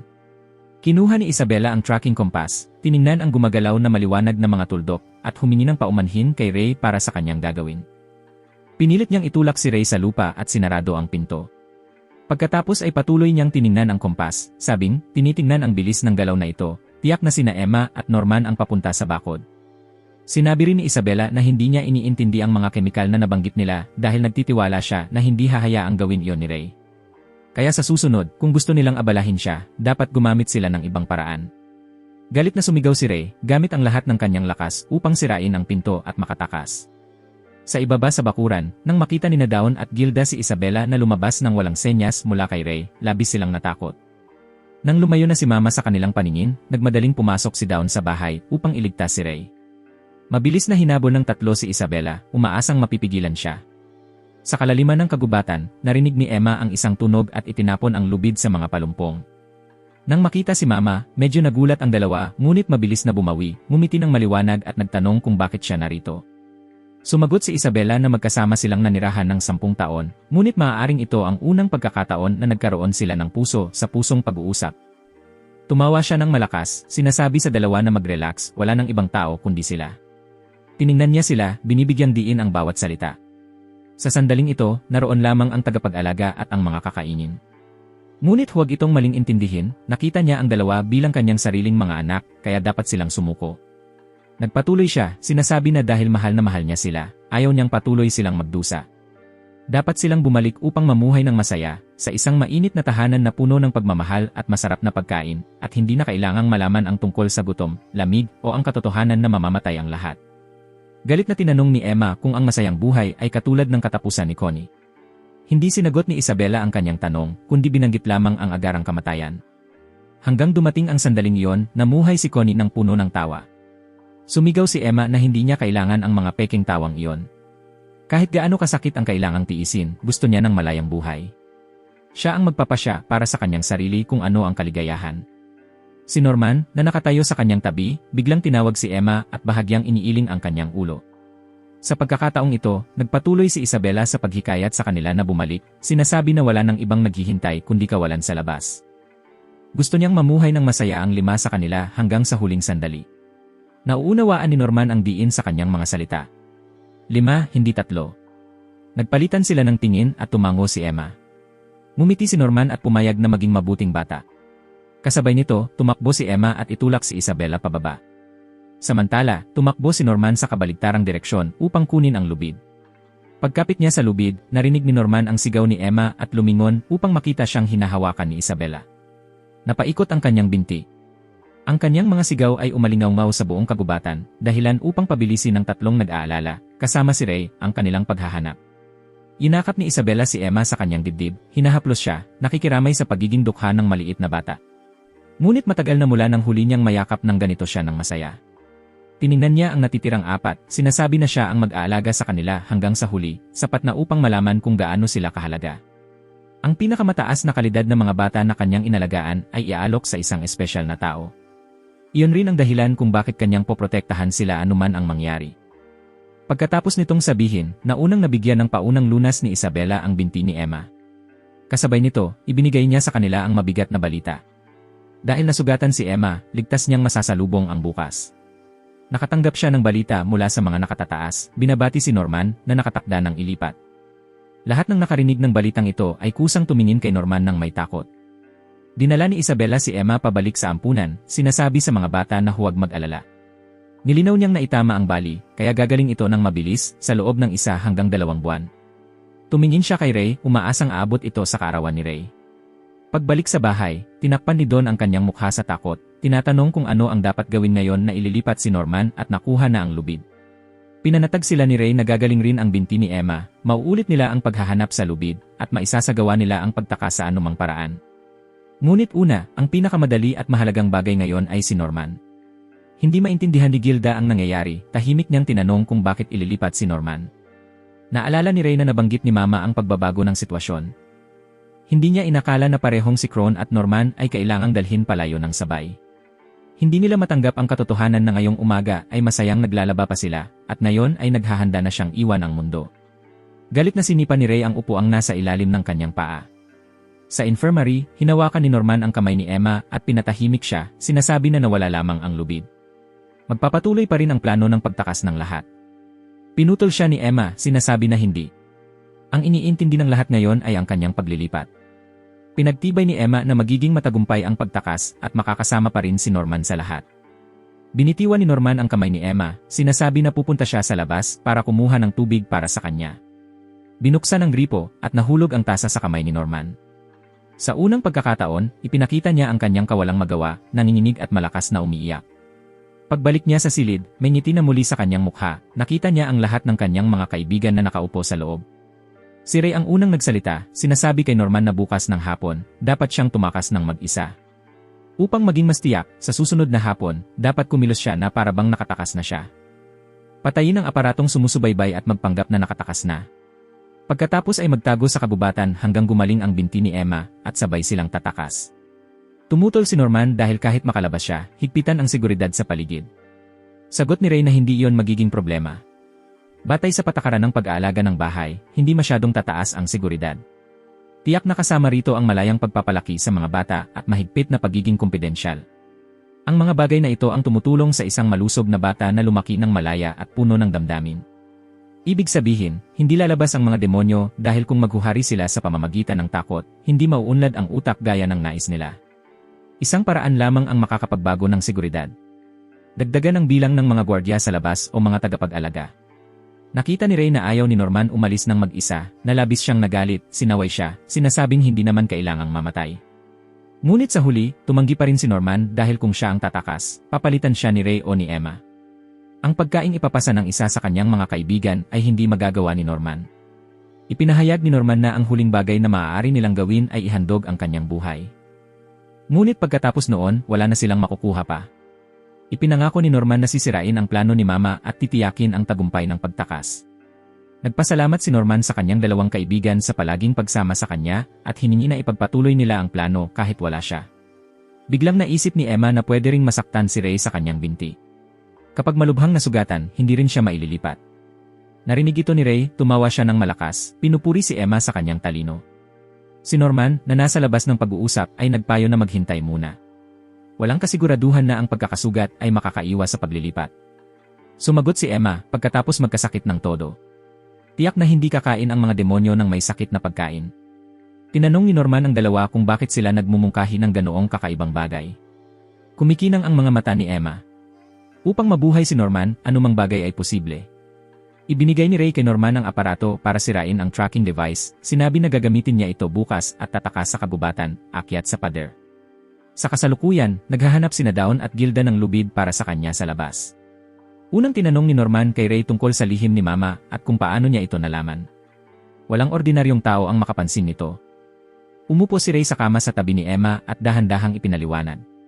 Karaniwan, ang mga alaala mula pagkasanggol bago magkaroon ng malay ay nakakalimutan ng tao.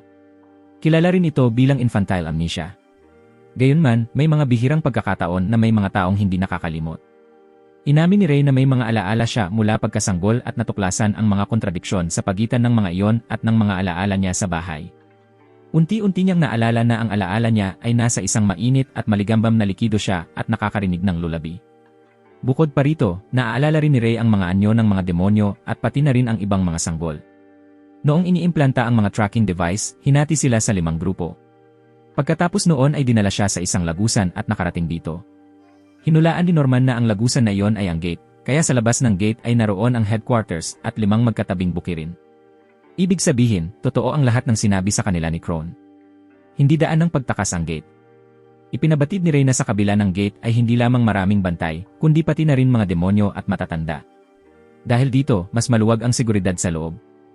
Dahil magtutuon lamang sila sa gate at hindi magpapataas ng seguridad sa loob ng bukirin. Tumingin si Ray kay Norman, sinasabi na wala siyang dapat ikatakot. Bukas, mawawala siya. Inanunsyo ni Mama ang balita na ililipat si Norman sa ibang lugar. Ang mga mas batang-bata na hindi pa nakakaalam ay natuwa. Kabilang sa kanila, ang ilang mas matanda ay kusang tanong, kaya agad na. Ngunit pinaalalahanan ng mga kaibigan sa tabi nila. Ang kanilang natakot na mga mukha ay unti-unting napalitan ng maliwanag na mga ngiti. Gayon din, sa gabing iyon, aksidenteng natagpuan ni Norman ang mga bagay na iniwan ni Crone para sa kanila. Nagpatuloy ang plano para sa susunod na araw. Ipinagkabit ni Norman ang lubid at umakyat sa pader. Gayunpaman, ang hinarap niya ay isang bangin sa likod ng pader. Habang sumasapit ang takip silim, ngumiti si Mama, tinatanggap si Norman pabalik sa gulat ng lahat. Pagbalik sa silid, parehong nagalit sina Emma at Ray, tinatanong si Norman kung bakit hindi siya nakatakas. Kalmadong tumingin si Norman sa kanila at sumagot na hindi siya tatakas. Wala siyang balak tumakbo at iwanan ang panganib para sa dalawa. Bumitiw si Ray sa damit ni Norman at huminga ng malalim upang maibalik ang kanyang karaniwang tono, ipinaalam sa dalawa ang tungkol sa mabatong bangin. Sa likod ng malaking pader ay hindi ang gubat na inakala nila kundi isang mabatong bangin na naghihiwalay sa gubat. Hindi nagsinungaling si Crone.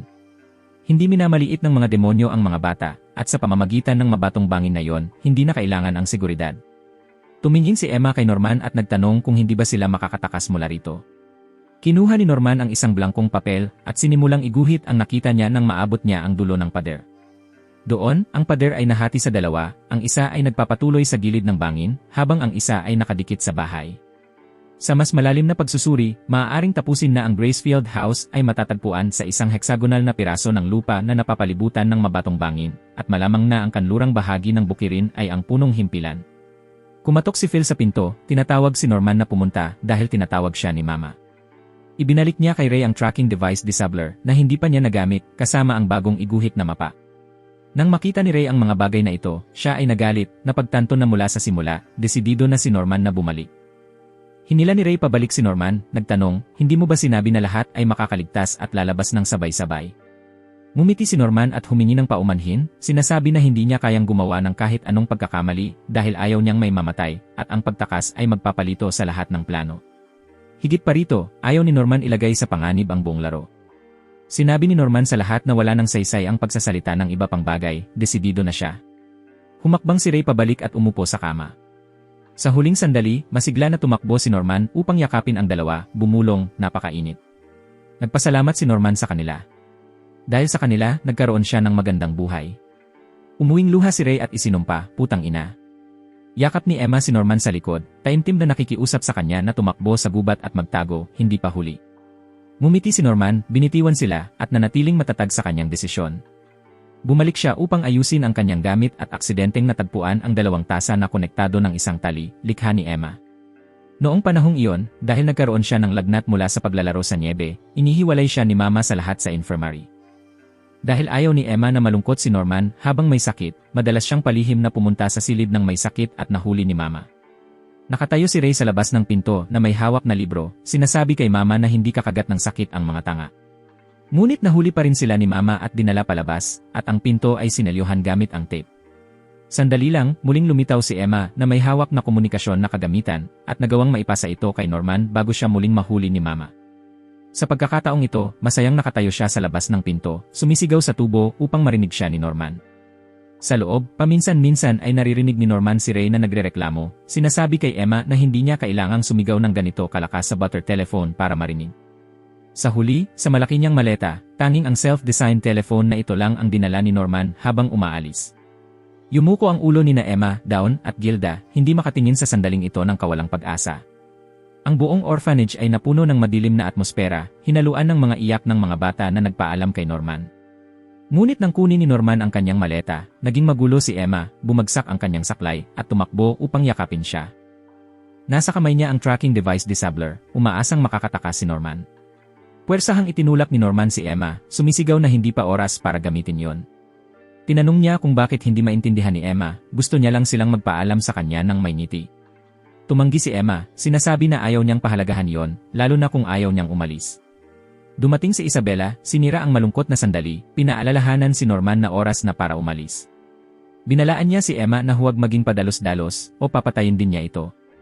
Bago umalis, nagkaroon lamang si Norman ng ilang sandali para bigyan si Emma ng mga salita ng pag-asa, sinasabing huwag sumuko. Si Ray, gaya ng dati, nakatayo sa isang nakatagong sulok, pinapanood ang lahat ng nangyayari. Ngunit sa huling pagkakataong ito, napansin ni Norman ang isang sulyap sa kanya. Sa daan patungo sa gate, nagtanong si Isabela kung bakit parang magaan ang maleta ni Norman. Tahimik niyang sinagot na wala ng halaga kung ano ang ilalagay dahil hindi niya ito madadala. Biglang nagsalita si Isabela, sinasabing alam niyang hindi tatakbo si Norman at karapat-dapat purihin sa tamang desisyon. Tinanong ni Norman, kaya ngayon hindi mo ililipat si Emma at Ray hanggang sa huling sandali at mamumuhay sila ng masaya sa bahay, tama ba? Isang masayang buhay, sagot ni Isabela. Ngunit hindi huminto si Norman. Bigla siyang nagtanong ng isa pang katanungan, tunay nga bang masaya si Mama? Nagulat si Isabela sa hindi inaasahang tanong, ngunit mabilis niyang itinago ang kanyang damdamin at sumagot ng, lalo na matapos makilala ang isang katulad ni Norman. Bumukas ang bakal na gate, at si Norman, sumusunod sa kanyang alaala, ay pumunta upang tingnan ang truck kung saan pinatay si Connie. Bumukas ang isa pang pinto ni Isabela, sinasabing pumasok si Norman, at muling bumagsak ang pinto, na tanging nahuli lamang ang sulyap ng namanghang mga mata ni Norman. Hindi na ayon sa plano ni Emma ang mga bagay. Dahil nailipat si Norman, nawala ang kanyang kasiglahan, tahimik na nakatitig lamang sa kalangitan at lupa. Ayon kay Phil, hindi pa nakakita ang batang lalaki ng ganitong kalungkot kay Emma, pati na rin si Ray. Isip lamang ni Phil na tiyak na napakalungkot ng dalawa. Pagkatapos ng lahat, napakalapit ng tatlo sa isa't isa. Isang gabi, si Emma, kasama sina Dawn at Gilda, ay pumunta sa kwarto ni Ray, sinasabing may ipagawa sa kanya. Ngunit ibinaba lamang ni Ray ang kanyang ulo sa kawalan ng pag-asa, hindi sila pinansin at sinabing mamamatay silang lahat dito. Kinuha ni Emma ang pangdisabo ng tracking device at inilagay ito sa harap ni Ray. Ngunit hindi niya yon pinansin, sinasabing kunin na lamang iyon ni Emma at tumakas kung gusto niya. Bumalik si Emma sa kanyang silid at humiga sa kama, umiiyak ng malakas. Binuksan ni Isabela ang pinto, sumunod at niyakap siya, sinasabing, kawawang bata, tiyak na labis ang sakit na dinaranas mo. Isa-isa niyang binanggit ang mga paghihirap na dinaranas ng batang babae. Patay na si Norman, naging sarado si Ray, at wala nang kayang gawin si Emma mag-isa. Binitiwan niya si Emma at sinabi rito na sumuko na lamang. Ang pinakamainam na paraan para hindi na maramdaman ang sakit ay ang pagsuko. Umupo si Isabela sa kama, seryosong tinitigan si Emma, hinikayat siya na kung gusto niya, mairekomenda niya si Emma para maging mama ng farm. Magiging isang adulto si Emma, magkakaroon ng mga anak, at kung kikilalanin ang kanyang kakayahan, makakabalik siya sa farm bilang mama o sister. Mabilis na itinulak ni Emma siya palayo, ngunit nahawakan na ni Isabela ang kanyang ulo, diretso siyang tinitigan sa mga mata. Nahulaan niya ang iniisip ni Emma, na sino ba ang gagawa ng ganoong bagay. Ngunit wala na yung saysay dahil hindi na niya maililigtas ang sinuman ngayon. Ang sumpang ito hanggang kamatayan ay isang masakit na siklo. Diretso niyang tinitigan ang mga mata nitong takot na takot, binibigyang diin ang pagtanggap sa kawalan ng pag-asa at ang paglaya sa sarili. Malakas na umiyak si Emma, tumatanggi, sinasabing hinding-hindi niya yon gagawin. Nawalan ng pasensya si Mama, tumayo at pinaalalahanan silang hindi sila makakatakas, at hintayin na lamang ng dahan-dahan ang kamatayan. Lumipas ang panahon, at nasanay na ang lahat sa malungkot na anyo ni Emma at Ray, hanggang dumating ang huling gabi bago mailipat si Ray. Hawak niya ang isang album na naglalaman ng mga larawan nina Emma at Norman, gustong magpaalam sa bahay. Ang tunog ng saklay ni Emma ay umalingaw isa-isa sa dilim habang papalapit siya kay Ray. Tinanong niya kung tunay na bang sumuko na si Emma, ngunit walang natanggap na sagot. Ilang sandali pa, mariing isinara ni Ray ang album sa kanyang kamay, tiningnan si Emma, at tiniyak na hindi siya sumuko.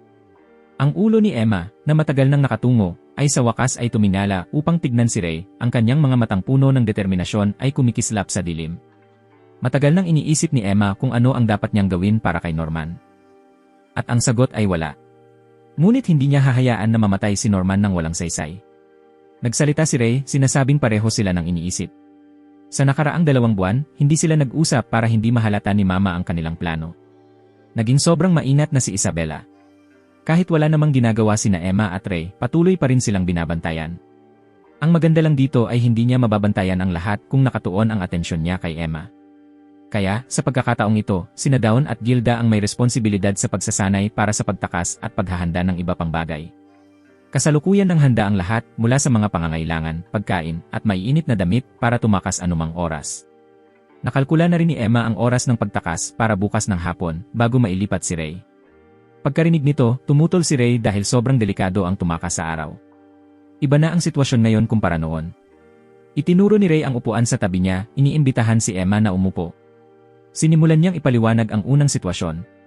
Lagi silang minomonitor ni Mama. Huwag nang banggitin na lagi niyang kasama ang pinakabata ng mga bata sa araw. Ganun nga naman ang kaso, ngunit sa gabi iniiwan niya ang bata sa silid upang makaalis sila. Makakaya lamang nilang malayo si Mama at hiwalayin siya sa mga bata.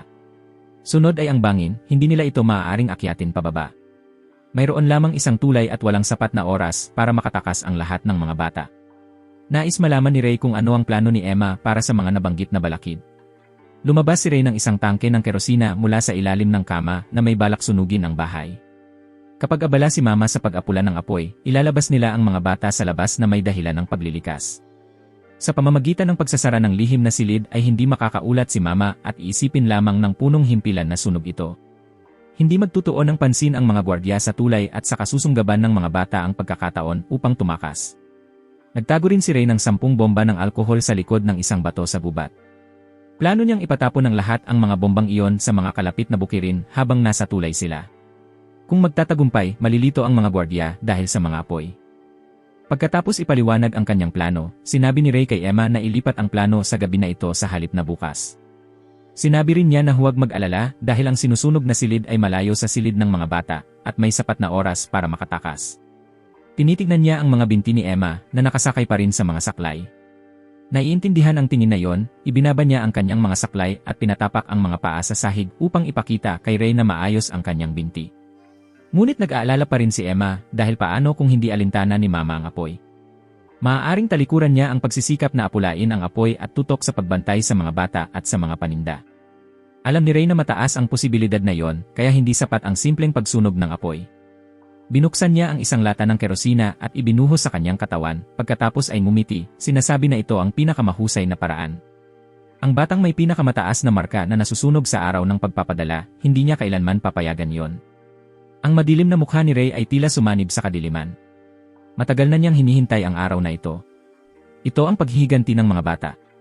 Sinabi ni Ray kay Emma ang katotohanan. Hindi siya kailanman naging taong mahilig mag-aral o magbasa ng mga libro. Ngunit tiniis niya at nagsumikap upang itulak ang kanyang halaga sa pinakamataas. Sa loob ng 12 taon, siya ang handa nilang kainin. Ngunit ngayong gabi, sisirain niya sila. Sumigaw si Ray na hindi siya nag-aalala tungkol sa pagkain o sa farm. Isa siyang tao at hindi niya papayagang kainin siya. Huminahon si Ray at sinabi kay Emma na isa lamang ang pagkakataon niya. Dapat siyang magtagumpay at hindi hayaang masayang ang kanyang buhay at ni Norman. Tumingin si Isabela sa numero sa kalendaryo na kakatakda lang, bumulong, "Paalam, Ray," nang maamoy niya ang isang hindi kanais-nais na amoy. Tumakbo siya patungo sa pinagmulan ng amoy, at nang bumukas ang pinto, nakita lamang niya si Emma na nakaluhod sa lupa, tinatawag ang pangalan ni Ray. Sumigaw si Emma ng malakas, tinatawagan si Mama na magmadali at iligtas si Ray na nasa loob pa rin. Mabilis niyang sinabi kay Gilda na ilabas ang lahat at buhatin ang mga bata mula sa kanyang silid. Kinuha ni Isabela ang fire extinguisher at bumalik sa silid, bumulong na kahit paano ay kailangan niyang iligtas ang utak, ngunit nagkamasala sa fire extinguisher at hindi nito mapatay ang apoy. Lumiko siya upang sabihin kay Emma na umalis din agad. Ngunit sinalubong lamang siya ng madilim na kawalan. Napansin ni Isabela na may kakaiba, kaya ginamit niya ang tracking device upang maghanap at ang natagpuan niya ay ang pinutol na tainga ni Emma na nakahiga sa madilim na silid. Bumalik sa sandali nang sisimulan pa lamang ni Ray ang apoy, pinigilan na ni Emma ang kanyang ginagawa. Sa pagkakataong ito, hindi na niya hahayaan na mamatay muli si Ray at ang mga bata. Noon mismo, dinala ni Toma at Lani ang mga gamit na kailangan ni Emma at inanunsyo na handa na ang lahat para tumakas. Ang dala ng dalawang bata ang siyang lumikha ng amoy kapalit ni Ray. Nagdala rin ang dalawang bata ng damit na pamalit para kay Ray. Bumulong si Emma sa tainga ni Ray ng mga salitang iniwan ni Norman.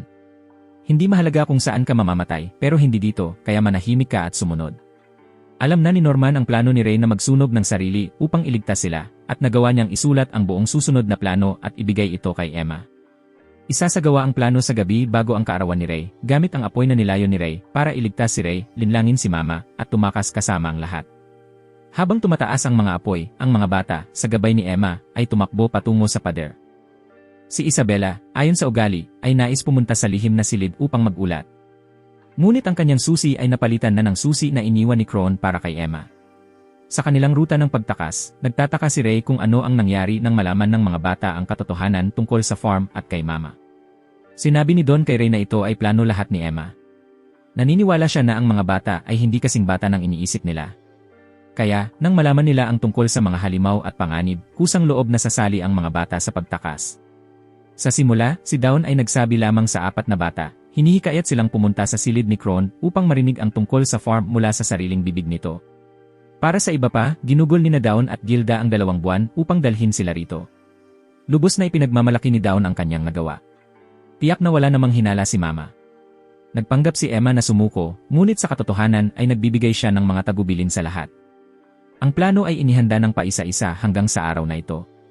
Pinangunahan ni Emma ang mga bata sa pag-akyat sa pader, hinihikayat silang matagumpay na makakatakas ayon sa kanilang napagpraktisan. Si Isabela ay nanatili pa rin sa harap ng bahay, pinagmamasdan ang lumalaking apoy na tumataas ang emosyon. Binigyang hawak niya ang tainga ni Emma at tumawa ng malakas, sinasabi na lahat ay nasunog na, ngunit hindi niya hahayaang makatakas ang kanyang mga anak.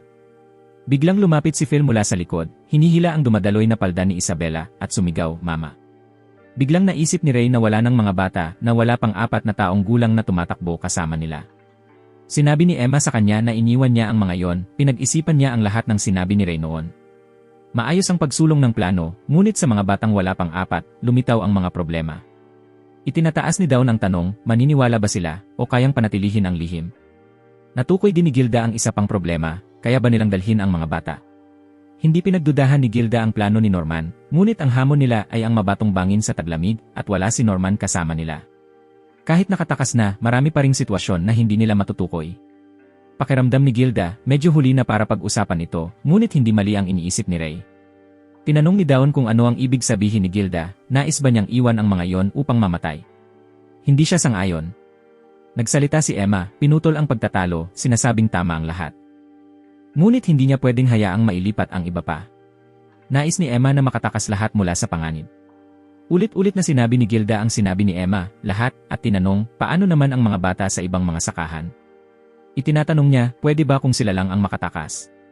Nang marinig ito ni Emma, naguluhan siya. Hindi pa niya ito naisip noon. Parehong naramdaman ni Don ang naramdaman ng dalawa, kaya tumingin na lamang siya kay Emma, naghihintay sa kanyang desisyon. Hiniling ni Emma na dalhin si Phil sa kanya upang masabi sa kanya ang lahat tungkol sa bahay at kay Mama. Kahit bata, hindi nagulat si Phil sa lahat ng nangyari. Palaging nagtataka ang maliit na batang lalaki kung bakit madalas pag-usapan ni Kron ang pag-aani nang hindi nililinaw ang ibig sabihin. At sinuri rin niya ang aparador ni Ray. Mayroon ding katotohanang natakot si Emma kay Mama matapos mailipat si Norman. Nabanggit si Norman, hindi napigilan ng maliit na batang lalaki ang kanyang luha at biglang umiyak. Inakap ni Emma ang maliit na batang lalaki, sinasabi sa kanya ang kanyang dilema sa pagpili kung isasama ba ang mga ito o iiwan ang mga batang wala pang 4. Ang kondisyon para sila ay anihin ay umabot sa 6 na taong gulang, at kung mas tutukan ng bahay ang kalidad, babagal ang bilis ng pag-aani.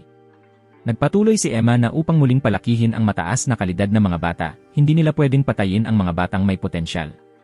Ayon dito, ang 6 na 4 na taong gulang at si Phil ay lahat ay mataas ang score. Sa pinakamalalang kaso, inisip ni Emma na mayroon pa rin silang hindi bababa sa 2 taon. Ngumiti si Phil at sumagot na maaari siyang maghintay, kaya dapat iwan sila. Bumalik sa kasalukuyan, tiniyak ni Emma kay Ray na hindi niya sila iiwan at babalik siya. Iyong mangyayari kapag dinala nila si Phil at lahat ng iba papalabas ng sakahan. Natuklasan ni Isabela, sa pamamagitan ni Phil, ang natitirang mga bata at agad na ginamit ang radyo upang iulat ang sitwasyon sa headquarters. Tumunog ang mga alarma sa lahat ng dako, at hindi nagkaroon ng sapat na oras ang mga bata upang maabot ang tulay ayon sa plano. Itinuro ni Emma ng diretsyo patungo sa kabubatan sa kabila ng pader. Doon sila tatawid. Malinaw na sinabi ni Norman na iisipin ng lahat na gagamitin nila ang tulay upang makatakas. Kaya hindi nila gagamitin ang tulay, kundi tatakas diretsyo mula sa mabatong bangin. Sinuri na ni Norman parehong ang distansya at hugis ng lupain. Naririnig ang mabigat na paghinga ni Ray na puno ng pag-aalala, sinabi ni Gilda sa kanya na magiging maayos ang lahat. Malawak na nilang napraktis ito. Nagsimula si Don sa pamamagitan ng paghagis ng isang paikot na lubid sa ibabaw ng bangin. Umiikot ang lubid at mahigpit na naiipit sa isang puno. Pagkatapos ginamit niya ang kawit upang dumulas diretsyo pababa patungo sa kabubatan. Sinundan ng maliliit na bata ang halimbawa ni Don, isa-isa gamit ang lubid upang dumulas patungo sa kabubatan. Sa gitna ng paghanga na hindi pa rin mawala, tila nakita ni Ray ang imahe ni Norman na nakatayo sa kanyang tabi, tumatawa ng malakas dahil naloko siya. Sinabi ni Norman sa kanya na tingnan ang eksena na hindi nila inisip na posible. Inamin ni Ray na inisip niya na hindi maisip ang pagdadala sa maliliit at itinuturing silang sagabal. Sumagot si Norman na nag-atubili rin siya noon. Ngunit salamat sa desisyon ni Emma, nagtiwala ang lahat sa kanya dahil siya ay si Emma. Narinig ni Ray ang huling salita, huwag sumuko mula kay Norman, at nang siya ay lumingon, nawala na ang imahe niya. Natanggap ni Isabela ang impormasyon na hindi pa natagpuan ang mga bata sa tulay, at bigla siyang nagkaroon ng ideya, ngunit hindi niya pinaniwala ang magagawa iyon ng mga bata. Iniwan ang kanyang bagahe, tumakbo si Isabela diretsyo patungo sa pader. Pagdating niya sa habulan, si Emma lamang ang naiwan, naghahanda na dumulas sa lubid. Nang makarating siya sa kabilang panig, pinutol ng mga bata ang mga lubid, nagpapalipad-lipad sa madilim at tahimik na gabi. Nang makita ni Isabela ang eksenang ito, naalala niya ang mga sandali mula sa kanyang sariling pagkabata. Nagkaroon din siya ng inosenteng buhay kasama ang mga kaibigan, may isang taong tumugtog ng magandang melodya para sa kanya, ngunit kalaunan ay kinuha siya ni Mama. Nakatayo rin siya sa mataas na pader na yon, nais makatakas, ngunit kulang ang tapang at kinailangang bumalik kay Mama. Pagkatapos ay dumating ang imahe ng pagiging napili at pagiging isang ina. Sa kanyang alaala, nakatagpo niya si Ray na nakaupo sa ilalim ng puno, humuhuni ng kantang minsang narinig niya. Tinanong siya ni Ray kung bakit niya ipinanganak siya. Ngayon, kaya na niyang sagutin ang tanong na yon, nais niyang mabuhay ng mas matagal. Ngunit marahil sa sandaling ito, sapat na yon. Inamin niya ang pagkatalo. Pumunta si Isabela upang itago ang mga lubid na patuloy na humahaplos sa hangin, tahimik na ipinagdarasal ang kanilang ligtas na paglalakbay. Ipinagdasal ni Isabela na matagpuan ng kanyang mga anak ang liwanag. Matagal nang nag-aabang si Phil para bumalik si Isabela. Naiintindihan niya ito at sinabi sa maliit na bata na huwag mag-alala. Ligtas nang nakatakas ang kanyang mga kapatid. Hindi pinansin si Phil na nakatayo roon, niyakap niya ang natitirang mga bata, humihingi ng paumanhin sa pagkakatakot sa kanila. Nakita ng mga bata ang kanilang liwanag. Tahimik na tinawag ni Emma si Norman, sinasabi na nagawa na nila ito. Ito ang unang hakbang, tiyak na babalik siya upang iligtas ang lahat ng mga bata. Sa unang pagkakataon, sinalubong ng mga bata ang mga sinag ng bukang liwayway mula sa panlabas na mundo. Isang bagong buhay ang naghihintay.